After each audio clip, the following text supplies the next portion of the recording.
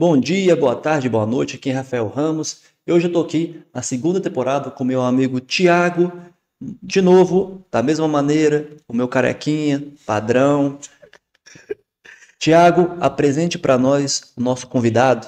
Meu querido Rafael Ramos, segunda temporada do Imparável Cast. Hoje convidado muito especial, conterrâneo de Viçosa, quer dizer, de Sete Lagoas, mas a gente estudou em Viçosa também. Vou apresentar o meu amigo Caio César Coimbra. Eu vou falar um pouco aqui do currículo dele, viu, gente? Porque senão nós vamos ficar muito tempo falando.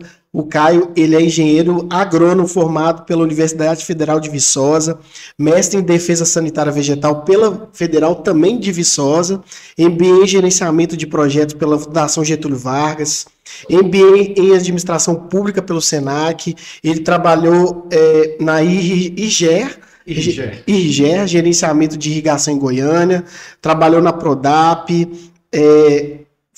trabalhou também como analista de agronegócio e gerente de agronegócio no Sistema FAENG por 9 anos e atuou por quase 2 anos como subsecretário de Política e Economia Agropecuária do Governo de Minas e hoje está como diretor de promoção e articulação institucional da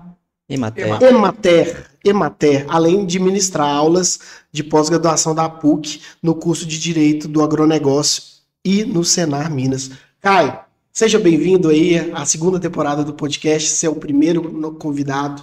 Fique à vontade de se apresentar, seja bem-vindo, meu querido. Muito obrigado, Thiago.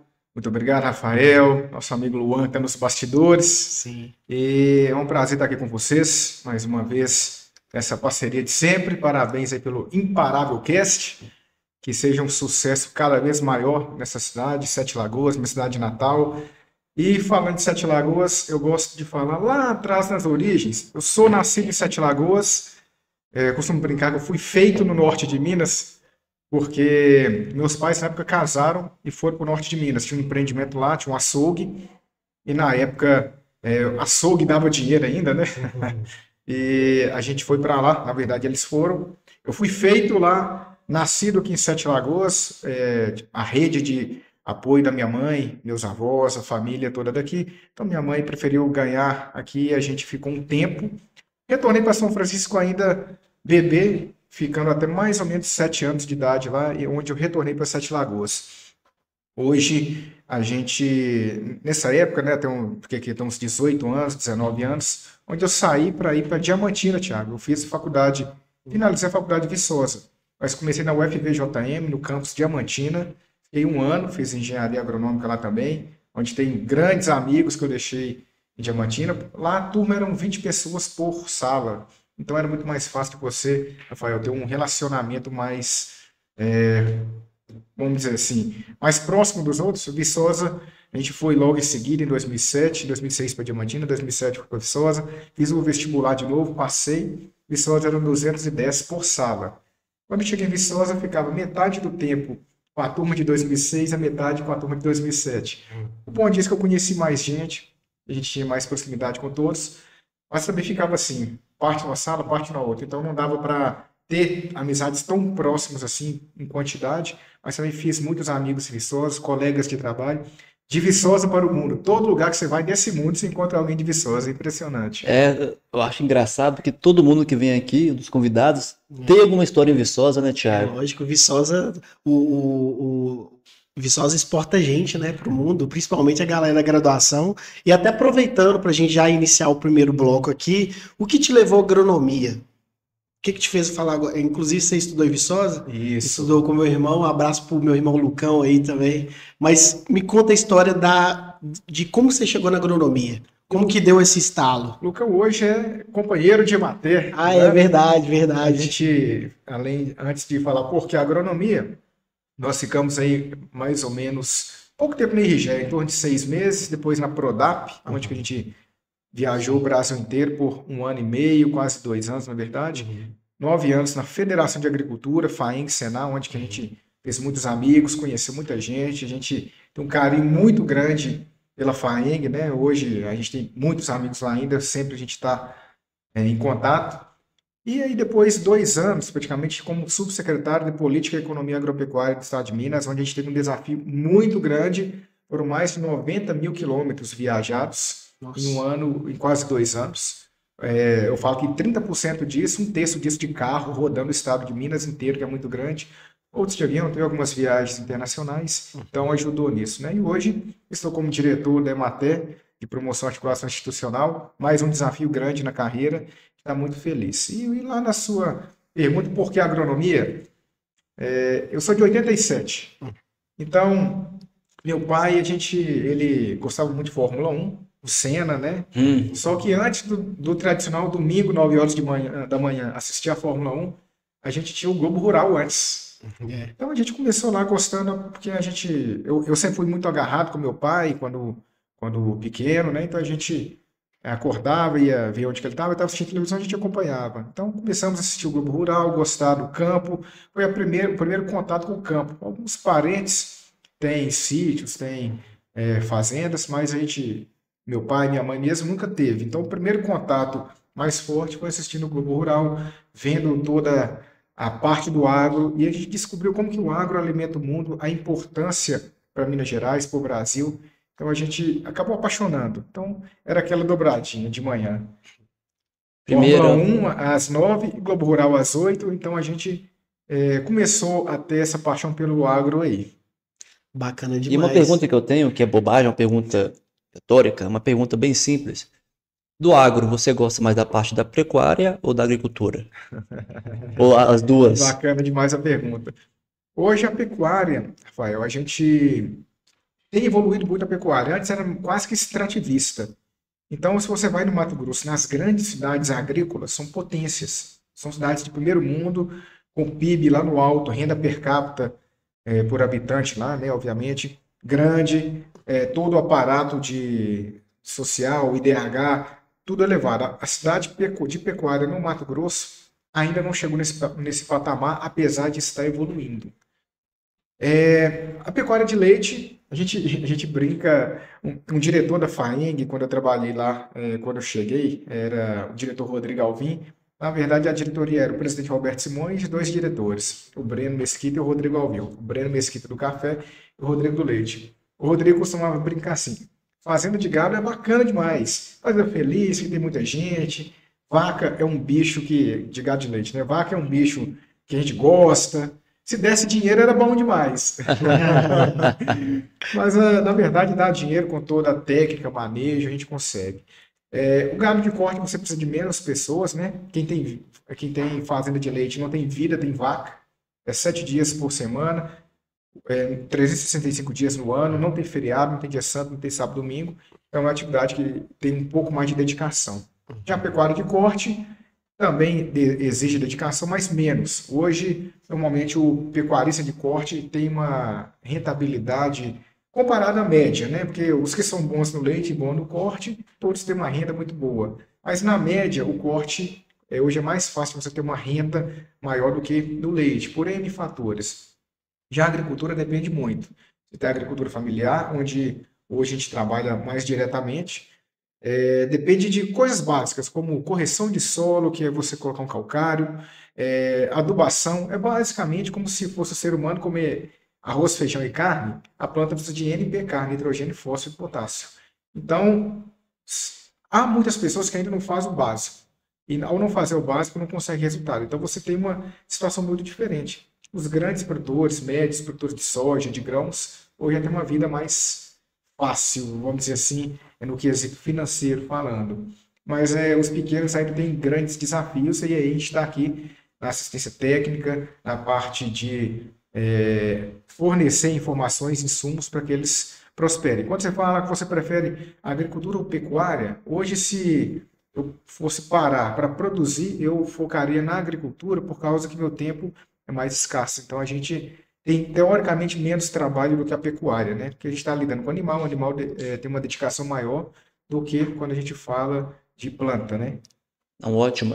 Falando de agricultura, mandar um grande abraço para o Ricardo, da Verde Horizonte, que trabalha com macronutrientes, né? A gente até falou um pouco sobre ele. Eu também vou entrar nessa pauta dos macronutrientes, do NPK, sobre a questão da importação dos fertilizantes, que a gente sabe agora que É, o esses desafio, problemas, esses desafios do ano passado, do ano geopolítica, retrasado, né? Geopolítica. geopolítico por conta dessa questão do fertilizante, da importação, deu esse borbulho todo. E eu tenho uma outra curiosidade também sobre o gado de corte. São curiosidades minhas, mas eu acho que é interessante, são assuntos Para quem legais. tá ouvindo, né? Legal. Existe o gado de corte, que ele fica incubado, que dizem que a carne dela é um pouco mais macia. E aqueles gados de corte, que ele fica em cima de montanhas soltos, dizem que a carne é mais dura, porque os animais ficam com mais músculos por conta de subir e descer montanha. Isso é real mesmo ou é papo? É verdade. É verdade? Isso é verdade. Se você faz mais esforço, né? Uhum. Igual o Thiago aqui que vai na academia todo dia, faz esforço, os músculos ficam mais rígidos e com isso, se o Thiago fosse um boi e fosse cortar o músculo do Thiago, seria um músculo mais rígido. Entendi. É basicamente Então, mas isso. então existe. Então hoje você incubar os animais vai ter uma carne de mais procedência. Exemplo, a China vai te cobrar isso, outros países cobram isso ou não? Deixa eu fazer um pequeno ajuste de palavras. Confinar. Confinar, desculpa. Confinar. Incubar Confinar. é outra É diferente, coisa desculpa. relativa aí à microbiologia, Isso. principalmente.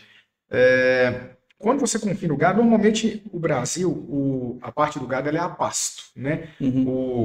Você engorda ele a pasto e quando tem confinamento, você acaba ele no confinamento. Então, onde que as áreas são mais planas, a tendência é de ter um gado com a carne mais macia. Isso é verdade. Onde que tem regiões mais montanhosas, a carne tende a ficar um pouco mais rígida. Mas hoje a gente fica até um pouco difícil. Por exemplo, a gente for criar, depender da região de Minas, vamos pegar aqui o leste, é muito montanhoso, a zona da mata. Se a gente for criar gado de corte ali, geralmente são mais, a zona da mata mais leiteira, né? Tem pouco leite, mas o gado tem mais voltado à produção de leite. Não tem como você fugir disso. Ou você tem que mudar a atividade, ou você tem que colocar uma carne no mercado mais dura. Obviamente, as carnes de maior qualidade, que têm mais valor agregado de preço, e principalmente para exportação, elas são carnes mais macias, porque o mercado externo ele paga mais do que o mercado interno. Naturalmente, às vezes aí Dólar, 30, 20, 30 em dólares. paga em dólares. Paga em dólar. Quanto mais o dólar estiver mais alto, para quem exporta é melhor. E aí, uma curiosidade, você falou do gado, vou puxar para o café. Em novembro do ano passado, a saca de café foi lá nas alturas, R$ 2.400, R$ 2.500 a saca do café tradicional. Por quê? Um dos motivos é o dólar lá no alto, o cara falou, não vou vender aqui dentro, Vou vender fora. vou exportar, porque é muito melhor, né? Então, se você recebe, suponha que você recebe aqui hoje a saca está em torno de 1.200, suponha que você, desculpa, o normal é estar em 1.200, já é um preço razoável, hoje está em 2.400, 2.500. Dobrou o preço, né, cara? Se você recebe aqui, suponha que $300 a R$ 5, você está recebendo 1.500. 1.500. Se você receber $300 a saca a R$6, é o mesmo $300, mas é 1.800 por saca. Então, Isso. por isso que o dólar mais alto é mais atrativo para você exportar. Ô, Caio, é até bom você explicar isso, porque eu sempre gosto de deixar a coisa bem mais lúdica para o nosso público, porque as pessoas não entendem a questão da oferta e demanda e sobre a inflação e o porquê que o dólar subiu tanto. Claro que vai entrar na parte política, sem ideologia nenhuma, que eu acho que não tem interesse de fazer ideologia. Claro que entra muito a parte ideológica, mas o porquê desse aumento do dólar e o porquê que ele interfere diretamente com os produtos de commodities da agricultura. Essa pergunta é jogar um peixe dentro da água para mim, viu, Thiago? Modéstia à parte falando, a gente trabalhou muitos anos como analista, Rafael e Thiago, então a gente tem essa expertise já. Se você gasta muito, igual o governo atual tem gastado, não tem a menor intenção de não gastar. A torneirinha está aberta, né? A torneira aberta jorrando. O que acontece? Você começa a ter muito dinheiro no mercado, você tem uma inflação mais alta. Você tem um descontrole das contas públicas, primeiramente. Descontrole das contas públicas. O país ele fica menos atraente para investidores e o pessoal começa a tirar o dólar do Brasil. O governo gasta demais, sim. Por que eu vou investir aqui? Sim. Perigoso meu negócio quebrar. É a incerteza, primeiramente, do cenário, que é uma das causas do dólar subir. Então, o investidor tira o dólar do Brasil e vai investir em outro país. Então, naturalmente, o real ele enfraquece perante ao dólar. Então, o dólar ficou muito mais caro. Esse é o primeiro ponto da gastança do governo desordenado. Com isso, o que acontece? A inflação aumenta. Atualmente, a meta de inflação era 3,49, algo nessa... Sim. 3% na verdade. Nós estamos aí em 5,79, quase o dobro. Então, com a inflação alta, se você tem inflação alta, o que acontece para você ter que segurar? Quanto mais eu pego dinheiro, se tiver mais dinheiro no mercado, tende a gastar mais, a inflação fica mais alta. O consumo aumenta O também. consumo aumenta. Então, o governo tem que segurar, uma forma de segurar esse consumo é o quê? Aumentando a taxa de juros. A taxa de juros Selic, que baseia todas as taxas de juros do país, ela está em 14,75%. Isso. Aumentou ontem de A ontem. mais alta desde 2006. Isso. Com isso, se você tiver 1 milhão, suponha que você, Rafael, vai ter 1 milhão, eu falo, eu vou investir ou eu vou aplicar num negócio CDB, do governo? renda fixa, Um direto. CDB, alguma coisa. Isso. Eu não vou investir, então eu vou aplicar, e isso vai atrapalhar a geração de emprego, de renda, porque eu não estou abrindo uma cafeteria, eu não estou construindo, porque está muito caro. Se eu pegar para um investimento qualquer, o dinheiro hoje emprestado, vou pagar no mínimo 14,75, eu tenho que ter isso de retorno no ano, mais uma taxa para eu ter meu lucro. Então não compensa. Então, o governo gastando muito, a inflação aumenta e com isso tem que aumentar a taxa de juros para quê? Para que a gente pare de pedir empréstimo, isso aí faz com que o dinheiro circule menos. Irresponsabilidade aumenta a taxa de juros. Irresponsabilidade aumenta a inflação. Taxa de juros elevada, você tem menos investimentos, você tem menos dinheiro circulando para segurar a inflação. Menos mesmo, crédito de mercado, na verdade. Isso você tem o quê? Dinheiro mais caro. Você tem o quê? Menos desenvolvimento do país. Sim. Então, é uma questão mais circular de economia que tudo leva a crer, que tudo fala. Se o governo fosse austero, gastasse pouco, gastasse corretamente, a taxa de juros estava lá embaixo, a gente poderia pegar dinheiro emprestado com juros mais baratos e estaria movimentando a economia do país. Então, tudo de ruim que o Brasil está economicamente hoje está ligado diretamente à gastança desenfreada, sem falar de corrupção, né? Que aí a gente... Esses 90 bi aí do questão INSS. de Polícia Federal, hoje tem o INSS Isso. o aposentadão, né? Eu acabei de ver aqui uma notícia que o Zema foi processado pelo PT porque o Zema bateu muito em cima do INSS e falou que estava criando fake news. Mas antes de sair dessa pauta aí porque tem várias outras pautas antes da gente entrar nessa. Sim, mas antes, continuar essa pauta, desculpa te cortar, Thiago, senão vou esquecer de perguntar. No ano passado a gente viu, eu até me preocupei muito, que sempre eu esqueço o nome do antigo presidente do Banco Central, o Campos Neto. Que inclusive está trabalhando no Nubank. Foi contratado recentemente no Nubank. Eu achei muito interessante, mas também muito assustador, que ele tentou aumentar a taxa de juros, que é a Selic, para diminuir a inflação e para o dólar baixar um pouco. E no ano passado, mesmo a Selic aumentando, o dólar não abaixava, só aumentava. Então, a nossa ferramenta para baixar o dólar não estava funcionando. O que eles fizeram? Começaram a vender dólar. Começaram a vender nosso dólar para ver se baixava. E mesmo assim não abaixava. Teve que ter aquela questão da troca de comando dos Estados Unidos, todo aquele parâmetro padrão, e o dólar deu uma diminuída. A gente conseguiu remanejar a questão da inflação, mas mesmo assim, cabe o dólar a chegar esse ano, tem gente falando até 16% de Selic, cara. Mas isso aí é uma... Até para, desculpa te interromper, isso até para levantar a bola para o Caio, mas é porque os Estados Unidos também está passando algumas mudanças lá dentro, tanto no Fed como... E assim, gente, a gente nossa economia é fraca. Dos impostos também, para deixar uma coisa mais nacional. O mais legal que eu acho que o Caio pode trazer aqui para a gente falar, até pela experiência dele como subsecretário, é que Minas Gerais meio que virou uma ilha, porque a gente, né... eu acredito que o Caio tem muito a compartilhar, o tanto que Minas cresceu nessa parte de agricultura. Porque até então, assim, até uma visão de fora, Minas Gerais passou a ter uma relevância grande na parte do agro, que até então não se falava. Minas Gerais é só a cadeia do leite, que é uma cadeia bem complexa também, o Caio falou aqui. Mas enfim, o que você acha disso, Caio? Como que você vê, pela sua relevância, pela sua experiência, esse cenário que pode vir a ter aqui no Brasil, sabe?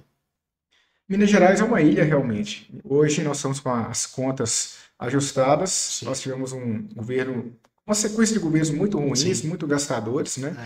Então, o governo Romeu Zema e Matheus Simões, eles colocaram as contas em dias. A gente teve agora recentemente na AMM, Associação Mineira de Municípios, no Congresso, que vem dos prefeitos, vereadores, todos os parlamentares aí, dos municípios de Minas Gerais. E lá o governador falou, primeira grande medida, logo que ele assumiu, havia uma dívida de 7 bilhões do Estado com as prefeituras. Sim. E 7 bilhões são repasse de ICMS do governo estadual com as prefeituras. Aí você imagina, tem prefeitura que consegue mais ou menos sobreviver mesmo com essa dívida. Outras não, outras dependem exclusivamente. O governador fala que tem prefeitos que chegou a suicidar porque a prefeitura estava quebrada, não tinha o repasse e havia muita gente passando fome nas prefeituras do interior, das cidades menores. Então, nós temos hoje um governo que colocou as contas em dias em pouco tempo. Então, a primeira grande medida foi pagar esses 7 bilhões de repasse aos prefeitos, né, as prefeituras municipais. Nós temos também o funcionalismo público está recebendo em dia, já tem aí 6 anos, né? É o básico, você receber em dia é o básico, mas outros governos não faziam isso. Nós temos a atração de investimento batendo aí na casa dos 500 bilhões de reais. O que significa isso? Indústrias, emprego, renda, desenvolvimento. Minas está virando um canteiro de obras, isso graças ao governo Romeu Zema. Por causa da credibilidade, a gente falou que o governo federal não tem e o governo estadual tem. Antes de tudo, né, Caio, o que você não falou, que eu acho que você só deixou de citar, que antes de pagar as contas que eu sei que ele pagou para as prefeituras, uma coisa que estancou foi a corrupção. Porque a gente sabe que aquele rato mesmo, pode me processar se quiser, eu não tô nem aí, não vou citar nome, era um rato, era Só não citar corrupção. nome, tá tranquilo. Cara, eu lembro de professores, a gente tendo ajudar os professores com cesta básica, porque eles não recebiam há 5, 6 meses, entendeu? Aí eu não entendo depois como é que esses sindicatos conseguem entrar na cabeça desses professores que botam eles para fazer protesto. Gente, vocês não podem ter uma mente tão curta assim, não. Há 1 a 2 anos antes do Zema entrar, vocês passavam fome. O Zema entrou, a primeira coisa que ele fez, falar, ó, banco tem dinheiro, vamos pagar primeiro quem precisa, que foram os professores, servidores públicos. Eu lembro disso como fosse ontem mesmo. E mesmo assim ele apanhava. Eu lembro que os servidores da área dos militares também recebiam, não estavam recebendo, estava aquela bagunça toda, e começou a pagar direitinho. E cara, é tão insano que passou-se 1, 2 anos que o Zema pagando bonitinho, o protesto dos militares ameaçando o Zema. E o meu aumento? Mas e meu aumento, entendeu? E tipo, porra, velho, vocês não Mas é porque as recebiam. pessoas estão em dissonância cognitiva, cara, que É é o loucura. conceito de saber que tá vendo que tá errado e mesmo assim permanecer, porque é mais vergonhoso reconhecer que Mas tá errado. porque quando a pessoa, vou te dar um exemplo, quando a pessoa faz o correto, é incrível isso. A árvore que dá frutos é a que mais, que mais pedras são atacadas, Apedrejada, entendeu? Eu fico olhando isso e falo assim, gente, sério? Pô, professor, e gente com um intelecto assim, professores, pô, como é que uma ideologia pode mexer tanto com a cabeça do ser humano e ele não perceber que, pô, peraí. Nossa, mas é que isso aí eu abro uma caixinha muito boa que eu gosto de falar, mas deixa o Caio falar, porque ele tava lá dentro vendo tudo que tava acontecendo e vendo de fora. E, além do mais, nessa raciocínio ainda do que o governo fez aí até o momento, estradas. A última estrada de Minas Gerais, que tinha recebido um asfalto sem ser tapa-buraco, sendo recapeada realmente, tinha 10 anos, antes do Zema entrar. Então, foram mais de 4 bilhões investidos, né? A malha de Minas é a maior do país. Nós temos aqui de rodovias federais em torno de quase 10 mil quilômetros. As estaduais, cerca de 21, 22 mil quilômetros. E as vicinais, que são de fazendas, 220 mil quilômetros. A malha de Minas é muito grande. Então, recuperando, colocando a casa em dia. Hospitais, vamos falar do Regional de 7 Lagoas. É o governo Romeu Zema, é o governador que está colocando recurso aqui para mudar, para acabar as obras intermináveis desses hospitais. Não só do Regional de 7 Lagoas, Divinópolis, Teófilo Otoni e outros. Então, é dinheiro do governador, não do governador, mas do governo Romeu Zema, Matheus Simões, que está utilizando isso aí. Sem contar N parcerias. Então o Estado está muito bem, obrigado. E no ano passado, 2024, pela primeira vez na história, as exportações do agronegócio bateu as exportações da mineração. Sim. Em 2,5%. Então, o nome Minas Gerais ele já tem que ser acrescentado para Minas Agro Gerais, porque o agro está também comandando, né? A mineração tem o seu valor, tem o seu papel, a gente respeita muito e agradece, mas o agro já estão passando e tomara que a gente consiga continuar à frente e só crescendo. Essa diversidade econômica ela é muito importante. Assim, eu fiz parte um período de um programa de aceleração de startup que é o CID, né? E eu pude ver um pouco da Secretaria de Desenvolvimento Econômico, a preocupação dela em, no futuro, pensar na diversificação econômica, porque Minas até então era só, né, mineração como grande carro-chefe. Então, muito bom saber desses dados da questão do agro. Mas assim, até para evoluir um pouquinho, de todas as suas experiências, já aproveitando para fazer uma pergunta para o Caio, de todas as experiências que você teve profissionalmente, quais os pontos que para você foram os mais relevantes? Falei, cara, isso aqui, dentro da ideia do agro, isso foi muito importante, eu aprendi, tipo assim, saindo um pouco dessa parte ambiente, o Caio, o que o Caio Coimbra aprendeu assim, de lição, que eu acho que poderia compartilhar para quem está ouvindo? Acho que o primeiro ponto que o turning point, ponto da virada na vida, acho que foi eu ter ido para a Universidade Federal de Viçosa. Ali eu tive um contato muito bom com o mundo externo. A gente teve grandes profissionais que se espelha bastante. Eu falo assim, quando você vai agregando conhecimento, é muito bom. Ainda nessa linha mais acadêmica, a questão de eu ter feito gerenciamento de projetos na FGV. Ah, legal. São grandes profissionais. Né? FGV, os professores estavam em projetos, por exemplo, como o Submarino Nuclear Brasileiro, Amazônia Conectada, passam cabos de fibra ótica no Rio para chegar à internet em áreas remotas da Amazônia. Legal. Então a gente tem grandes profissionais que a gente se inspira, né? E, pessoalmente, eu falo que tanto do lado pessoal quanto profissional, o curso de PNL, Programação Neurolinguística, você aprender a lidar com o ser humano, tentar ser um ser humano melhor, entender, e também aquela questão de você ler nas entrelinhas, esse curso mudou um pouco a minha vida. Legal. Já na área profissional, acho que todos os estágios eles foram necessários. Eu comecei lá na IRGE, como trainee, na Prodap, viajando o país inteiro, dando assistência, fiquei muito tempo em fazenda. A gente começou o crescimento profissional. A FAENG me colocou, o sistema FAENG, Senar, né, me colocou projetando aí para o mundo. Hoje eu conheço muitos produtores rurais, a parte de sindicato. A gente começou a saber como o agro, a organização do agro, ela se dá justamente nesse tempo de FAENG. Agora, as grandes experiências que ele fala assim, essa é para você realmente impactar. Eu falo como subsecretário, a gente teve uma experiência enorme, porque você lidar com todas as áreas, com todo o Estado, você tem uma ferramenta na mão ali de mudar a vida das pessoas em grande quantidade. Na parte macro, se eu faço uma política pública ali, eu mudo todo um setor, uma política pública bem feita, né? Então, diferente das outras empresas que eram privadas, quando você é do setor público, você tem isso. As suas políticas públicas, as suas ações te colocam em evidência e mostra o impacto social, econômico, ambiental que a gente tem. E agora, inclusive, voltando aqui, finalizando essa parte do raciocínio, eu falo 3 línguas, né? Português, obviamente, nativo. Inglês, fiquei um tempo na Dinamarca, esqueci de contar isso aqui, fazendo um intercâmbio durante a graduação. E também espanhol, aprendi autodidata e tal. Até essas questões, como subsecretário, isso me facilitou ter o contato com o público externo e estar desenvolvendo essa parte. Então, hoje eu falo que a maior experiência até o momento é a experiência de estar como subsecretário no governo. Na Emater é outra que está sendo muito grande, porque, diferente do subsecretário, você abrange todas as áreas, todos os públicos. Na Emater a gente tem um público mais voltado ao pequeno produtor, agricultor familiar, que é um desafio gigantesco também.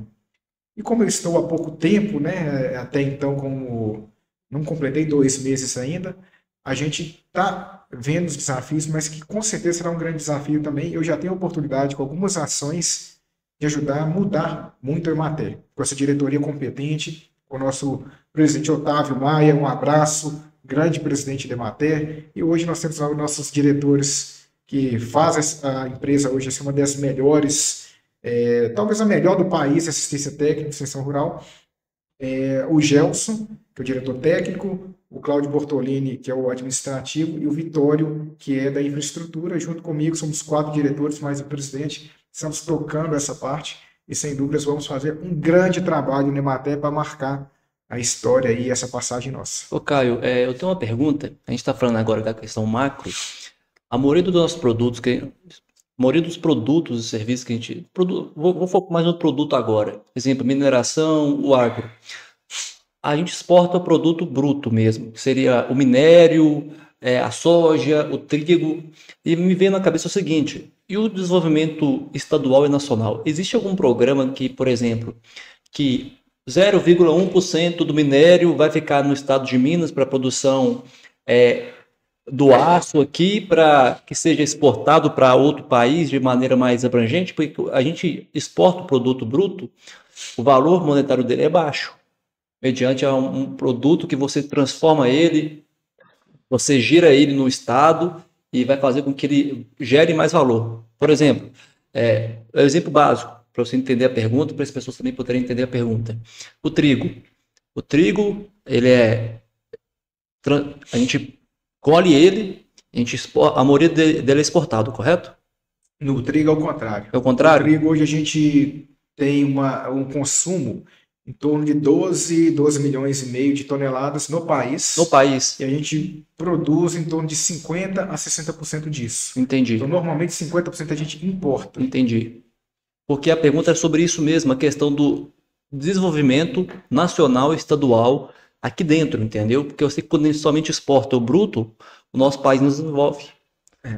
Entendi. Mas vamos por um exemplo para ficar mais fácil. Isso, por exemplo. Entender. Vamos colocar o exemplo do café e da soja. Uhum. O café, a Alemanha hoje é o maior reexportador de café do mundo.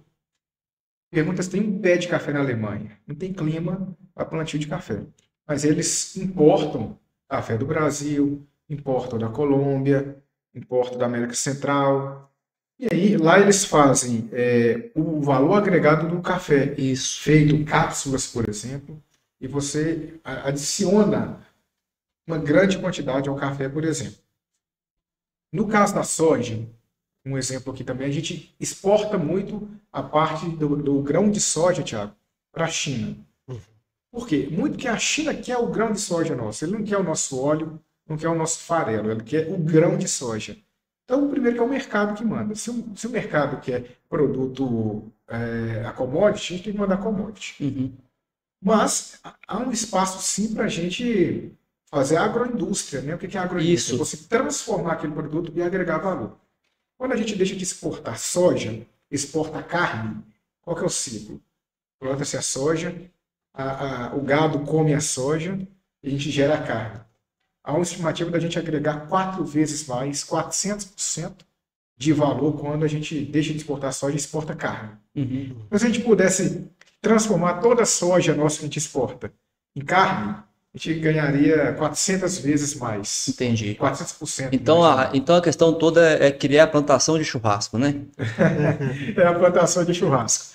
Mas a gente tem caminhado para isso. Hoje as agroindústrias, quando a gente vê o mapa de agroindústria no Brasil, aquelas minimamente processadas, que, por exemplo, a gente colhe o morango, colhe o morango e faz o mínimo processamento. Para o quê? Higienizar, congelar, embalar e colocar no mercado para fazer suco.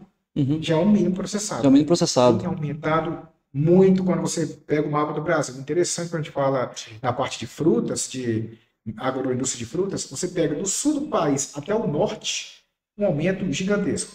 Focado em Minas Gerais cresce muito, o sul cresce muito, mas o norte vem crescendo bastante.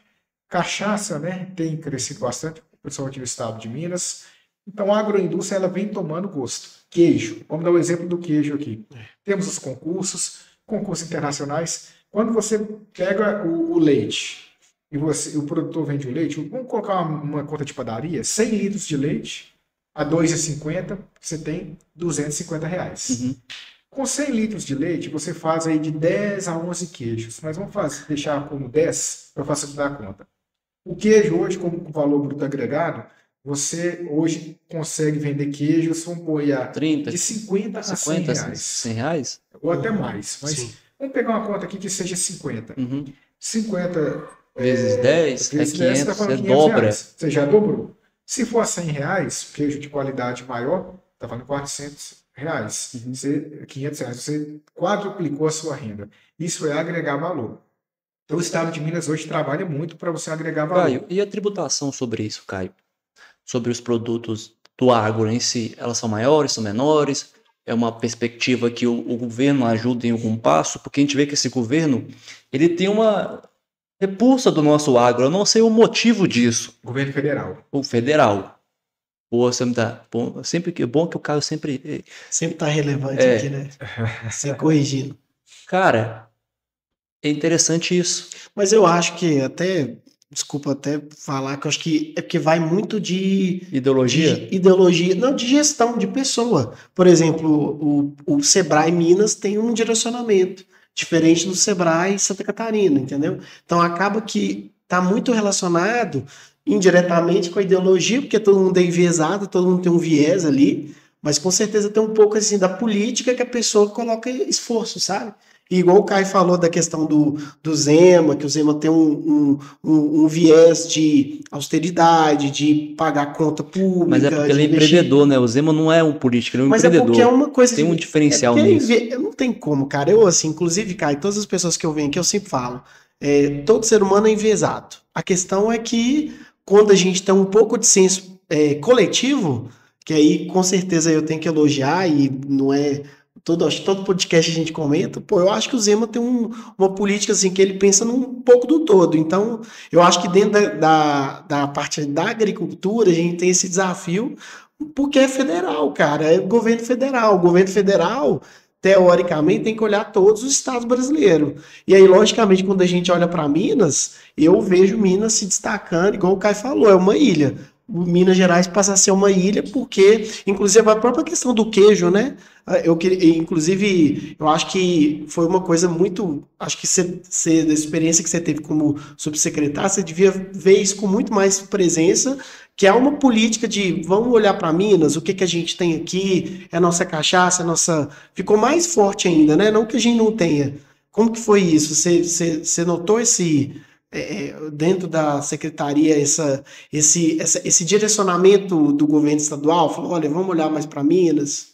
Com certeza. A gente tem que primeiro melhorar o nosso terreiro, né? A gente fala o governo federal é altamente ideológico, um governo que ele é inimigo do empreendedor. Os amigos do rei, eles têm tudo, e os inimigos, o rigor da lei, como dizia aquela frase, né? A velha frase. Mas o governo federal hoje, ele é contra o agro por causa de ideologia. E com isso, perde-se muito. Porque o agro segura o Brasil. A gente fala aí que basicamente um pouco mais de 1/5, hoje já está quase 1/4 do PIB do Brasil, vem do agronegócio. 25% dos empregos gerados no país estão ligados ao agronegócio. E com isso, a gente tem aqui um governo que é contra o povo. Se a gente está gerando emprego, está gerando renda, e ele ainda é contra... Isso é porque ideologia. O governo federal, na verdade, o que ele quer? Ele quer disseminar a pobreza. Porque ele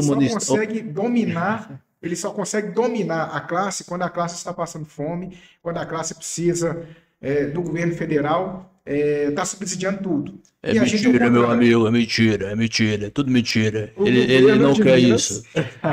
O governo de Minas é o contrário. O governo Romeu Zema, Matheus Simões, ele quer dar liberdade. É um governo da liberdade, que você tem a liberdade de escolher para onde vai, de você ter o seu trabalho, de você ter o seu sustento e com isso você ser independente. Pensa, se você tiver, vamos pegar a Venezuela, que é amigo do governo federal, amicíssimo. Quando você elegeu o Chaves lá atrás... Não fala Venezuela, que lá não é ditadura, lá o pessoal não passa fome, tá bom? Eles estão sacaneando as galinhas botam todo santo dia, tem alguém metendo a mão nas galinhas. Tá bom? Fazer uns cortes bons aí com o Rafael falando isso. Nada disso. Não fala mal do Lulinha, não. Ele é paz e amor. Faz o L aí, tá bom? Você é de direita, você é fascista, tá bom, cara? Tudo que você fala é mentira. Não, Quando você vai na Venezuela, eu vou colocar um exemplo aqui. Eu tive na Colômbia, lá atrás, na lua de mel ainda, eu conheci um venezuelano que ele falou, a Venezuela tem ilhas paradisíacas, lindas, mas hoje o governo lá acabou com isso tudo. E por você estar fomentando uma ditadura e querer fazer igual a Venezuela, porque lá eles têm controle. Eles têm controle porque a população agora está toda a miséria. O pessoal saiu. Mas né? é uma questão que eu acho que o governo federal é inteligente, ele quer emagrecer a população. Então, lá eles não deixam a população sem comida, para ficar fitness, né? É por isso que eles têm toda essa ideologia lá.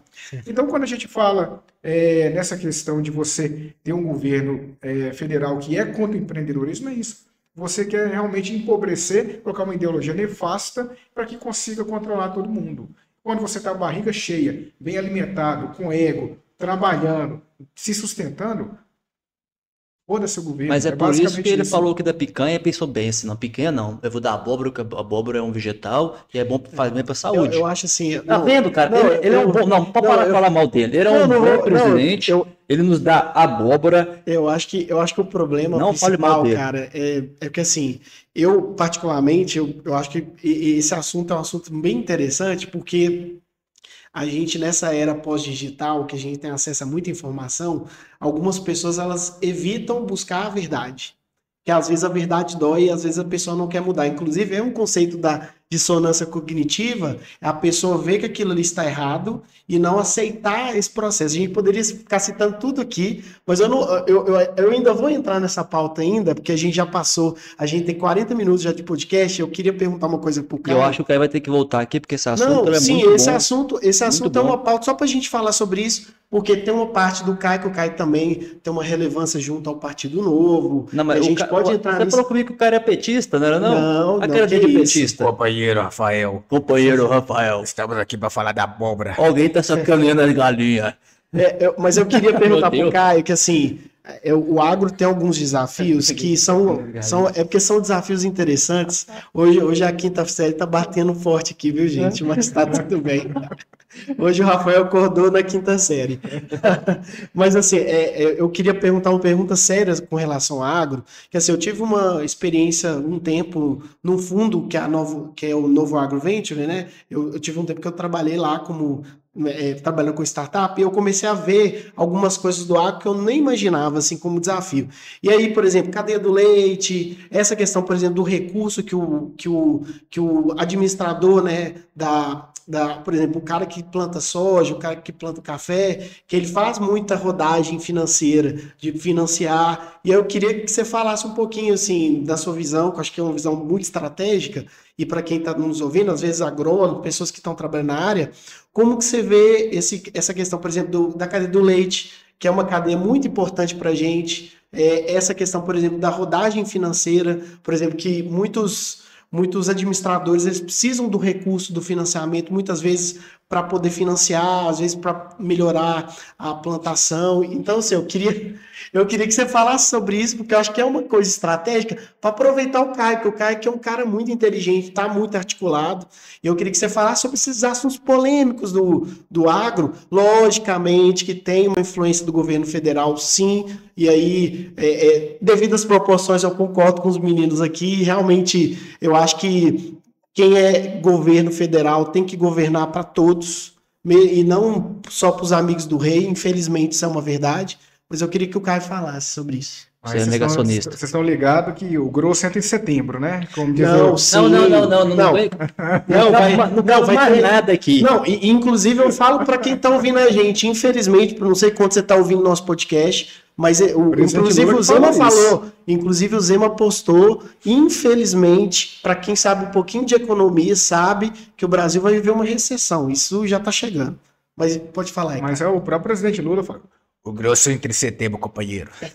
O meu negócio é o seguinte, eu tenho um videozinho aqui que eu quero mostrar pra vocês, que eu não aguento não, porque eu tô rindo dele, porque eu lembrei. Mostra pra lá, né? Mostra não, lá. Mas Contra quem é o pilantra que aumentou o ovo tanto? Então não tem explicação. Esse ovo tá caro. Alguém está passando a mão. Esse é o dado concreto. E nós queremos saber quem é. Quem é, porque não é possível no mês subir de 140 para 210. A carne vai baixar. Vocês podem ter certeza que vocês vão votar aí outra vez, porque a carne vai baixar. Mas você sabe qual é o problema, né? Assim, até Primeiro de abril passou já, gente. já a parada que isso também é um dado muito triste, até pelo que o Caio falou aqui, a gente tá brincando, mas o brasileiro tem um QI médio muito baixo. Ô, Thiago, Isso não é gera um isso, Thiago, impacto. não é isso. Não, é o contingente inteiro. Nós somos mulheres de malandro. A gente gosta de apanhar. Não, Não tem outra. Só se você. O brasileiro é, sou. Não, O eu sei, brasileiro mas é. é porque tem relação com a questão do QI, mas deixa o Caio falar, porque senão não fica pro tamanho. Bom, no cenário geral, a gente tem um cenário aí de dinheiro mais caro, né? Como foi falado, quase previsão da Selic está 16%, ou pelo menos 15,5%. Paraíso do rentista.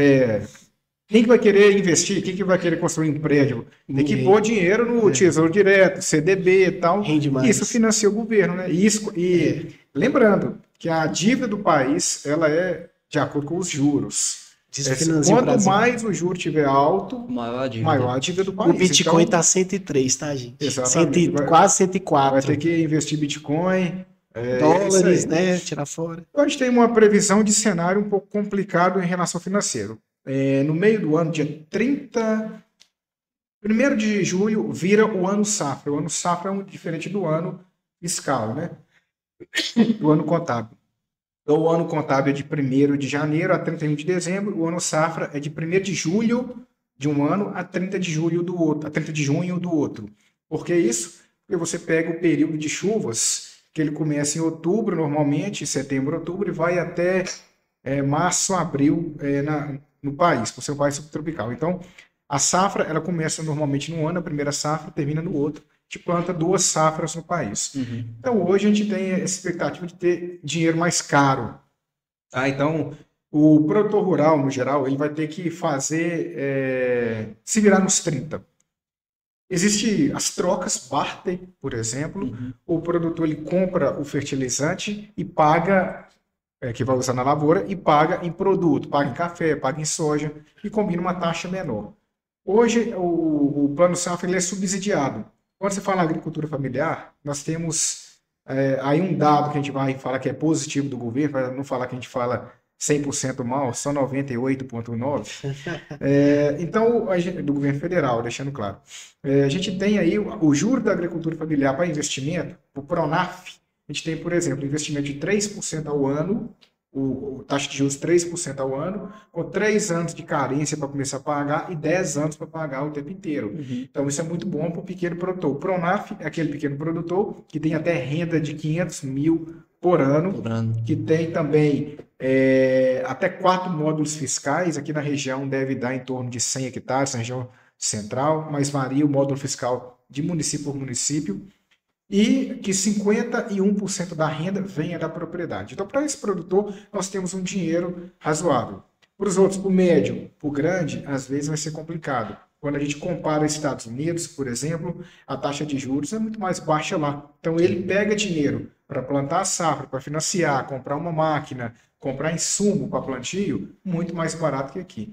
Além de tudo, Thiago, a logística do país é o seguinte. Para você pegar a soja aqui e mandar lá para Xangai, na China, a gente paga 4 vezes mais de frete, Rafael, do que a gente, se fosse nos Estados Unidos ou na Argentina. Até na Argentina, o custo logístico é 4 vezes menor do que o custo logístico do país. Porque nós temos muitos entraves. Sim. Aí eu vou entrar num assunto polêmico, questões ambientais. O Brasil hoje tem 2/3 da mata intacta, desde quando Peróbras Cabral chegou aqui no país.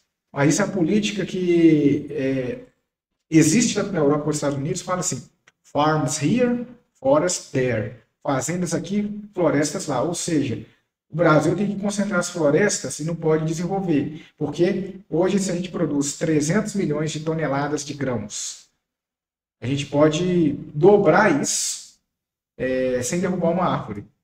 Hoje, nenhum país do mundo, a não ser a África tem muito problema, acho que daqui 100, 200 anos não vai resolver, de aumentar a produtividade. Quando a gente aumenta a produção do país sem derrubar uma árvore, isso cria medo nos Estados Unidos, cria medo na Europa, e por isso eles colocam algumas barreiras que não comerciais. Por exemplo, financiam gente aqui, financiam ONGs, financiam todo o aparato de extrema esquerda radical, que é os ambientalistas xiitas, ou seja, tem que deixar essa mata aqui e não pode construir um hospital, porque o ser humano tem que morrer, mas ali tem que manter a mata. E eu não estou falando em somente suprimir aquela vegetação. A gente suprime e compensa em outro local. Sim. Mas a dificuldade, o custo de você suprimir e manter em outro local, isso atrapalha os investimentos. O investimento que poderia ser feito em um ano, demora 10 anos. Tem licença Tem a ambientais compensação aí, também que Antijogo geopolítico. O negócio é o licenças seguinte, ambientais se nós que demora tivéssemos 5, bomba 10 anos. atômica, nós teríamos um pouquinho mais... Tô brincando, gente, mas é verdade. Mas é antijogo, é igual o Caio tá falando, isso é um antijogo, cara. Os caras vêm aqui e falam assim, e isso é triste, infelizmente, mas continua, Caio. Então a gente tem, por exemplo, a estratégia geopolítica da questão ambiental, para quê? Vamos deixar o Brasil intacto. Eu estou vendo em Belo Horizonte tem um exemplo. Serra do Curral? Que Nova Lima ali, aqui o pessoal que mora em Belvedere, Nova Lima, eles têm poucas saídas para o centro. E ali a consequência disso é que é uma grande concentração de carros. Para fazer alguns viadutos ali, tem alguns parques ambientais que estão com grande dificuldade de fazer por causa que é extremamente ambiental. Então aqui, vamos continuar deixando a população. E outra coisa, às vezes você suprime ali, mas faz os viadutos, faz as saídas, e você deixa de emitir CO2, porque os carros vão fluir com mais frequência, a emissão de carbono vai ser menor ali. Só que não pensam nisso. Não pode suprimir, às vezes porque tem uma formiga ali que vai ser impactada, mas não pode suprimir. A formiga vai ser impactada, mas as toneladas de CO2 que o carro está andando em marcha lenta e parado ali é muito maior. O pessoal não tem a capacidade técnica, bom senso de sintetizar. O desenvolvimento tem que ser desenvolvimento ambiental sustentável. A gente pode suprimir e compensar. Até compensar está sendo difícil. E na prática eu vou falar com vocês. Tem um empreendedor que me procurou lá do Jequitinhonha, uma das regiões mais pobres do estado, que ele faz uma usina fotovoltaica com 100 megawatts. Legal, lá é legal. Gigante a geração de energia. Minas também está investindo bastante, assim, muito. Mas aqui nós temos que finalizar o podcast. E o Caio... Mas vamos terminar aqui. Mas deixa eu terminar o raciocínio. Finaliza. Esses 100 megawatts lá são mais de 200 hectares de placas, estrutura, geração de economia absurda, e o empreendedor não pode estar com dificuldade de colocar isso em prática, porque tem uma multa de 14 milhões para supressão de pau-d'arcos, ou seja, IP amarelos. Então, isso está desanimando o empreendedor, que poderia ter instalado, gerando emprego, gerando renda de desenvolvimento, e até compensar em outro local. Mas o fato do radicalismo, e com certeza isso tem dedo do exterior, dentro do país, dentro de Minas, para que isso aconteça, faz com que a economia pudesse ser muito maior, a geração de renda, tirar o pessoal da miséria e da pobreza fosse mais fácil. Então, tem toda essa coisa geopolítica que tem influência do exterior nisso aqui. E a questão, Caio, eu quis travar, porque é tanto assunto, e nós temos outros podcasts também, que a gente tem que falar sobre esses assuntos também. Se a gente falar tudo aqui agora, a gente fica sem assunto para os próximos. A gente já falou várias coisas sobre o agro. Acho que a gente já pode ir na reta final agora, de entrar talvez numa questão política. Não, mas eu acho que não. Não, eu quero separar. Não, podcast só de política. Não, porque eu quero falar, porque essa questão do agro é tão importante, ela puxa tantas pautas interessantes para a gente, que eu quero fazer isso por etapas. Eu não quero cair somente hoje, eu quero cair em outros podcasts também, Caio. Eu sou casado, viu? Eu vou deixar bem claro para você. Tá bom, se eu fosse atleticano, você poderia ficar até um pouco preocupado, mas como... É que a gente já tem 50 minutos de podcast, né? Acho que... E acaba que os podcasts muito longos, cara, as pessoas acabam não vendo também. Então, eu sempre tento travar os podcasts para que seja algo sucinto e lúdico para que as pessoas possam ver. Só você falar menos e perguntar então para mim. Vamos lá, eu falo um pouco. Vamos lá. Mas se deixar você falar, você não para. Intimidade é isso aí, meu querido. Dá dinheiro, mas não dá intimidade, né? Dá. Você é praticando, você precisa de outras coisas, é isso sim. Mas vamos lá, Caio. Para a gente finalizar, a gente sempre tem algumas perguntas que o Thiago gosta de fazer. Sim. Vou deixar a palavra para você, Thiago, para você então, Caio, as perguntas que a gente faz é um jogo rápido no final do podcast, que é o seguinte: você falar um livro que para você te tornou imparável, uma filosofia e uma frase que para você é importante para quem está ouvindo, tipo, como que o Caio Coimbra, que é uma pessoa imparável, está aqui no Imparável Cast, livro, pode ser mais de um, se você quiser, livro que para você ajuda uma pessoa a ser imparável, uma frase que para você é muito relevante, você sempre recorre a ela, e uma filosofia. O livro, eu vou citar aqui o Como Fazer Amigos e Influenciar Pessoas, Dale Dale Carnegie. Carnegie. Ele simplesmente é um livro que muda o seu estilo de vida e muda como você vê o mundo. E é antigo, né? 1920. Ele é antigo, mas até hoje continua sendo recomendado aí por vários, na parte de psicologia, por vários professores, psicólogos, etc. Uma frase até negativa, mas que eu vejo que, por que que a gente vê ela, eu vejo com outros olhos, sabe? O pessoal fala assim, farinha pouca, meu pirão primeiro. Eu vejo que o pessoal sempre olha o umbigo em detrimento ao coletivo, e principalmente quem está na política não deveria ser assim.